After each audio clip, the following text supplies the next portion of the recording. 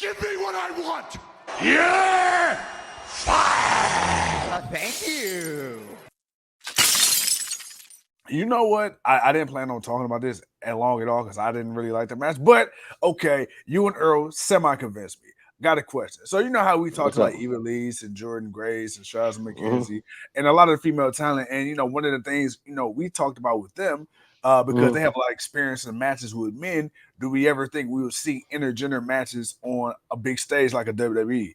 And a lot of people were like, no, because the sponsors and everything like that. And even though it wasn't really like a full-fledged match per se, do you see WWE doing more matches like that with believable?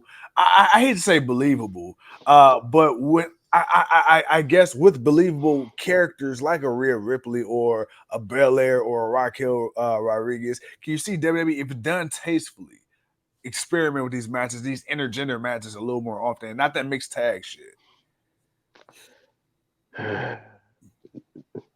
For right now, I'm gonna say no, and the reason I'm gonna say no is because well, we have to understand why we saw Tozawa versus Rhea Ripley again. It was because of what happened, that led to the Street Profits winning because of the distraction. Dominic getting the water or liquor thrown in his face, Ripley being mad, walking up, punch, slap, basically just bitch slapping Tozawa, and then the Profits messing with him, but her challenging him to a match and the crowd hyping it up.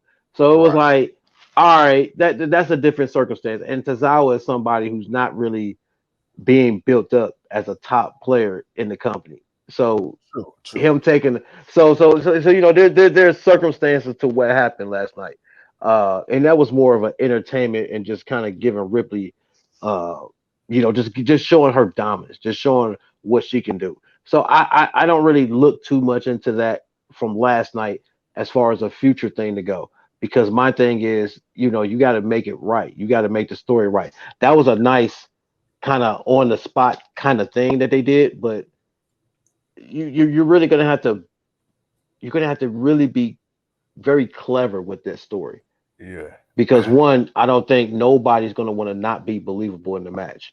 No man is going to hold back too much, even though you'll always have I don't really want to hit a girl, but that's going to grow tiring after a while. Yeah. So you can't play that card so much. So it's like, and then you don't just want to just not because you don't want to hit her, then she just beating you up. That's going to play out. Nobody's going to want to watch that. So you got to be very clever about how you could do that. But I don't think it's anything they're going to do right now. I think that was kind of a one-off for right now, and maybe they'll revisit it later on. But yeah, you definitely got to get the right scenario and the right people that want to do it, and then maybe we can see. But I don't see it being something that's going to be like it's not going to be a normal. It's not going to be like tonight you got Rhea Ripley going up against Seth Rollins. No, you're not going to see it like every night, but you may see it every once in a while. But for right now, I think that's the extent of what we're going to get.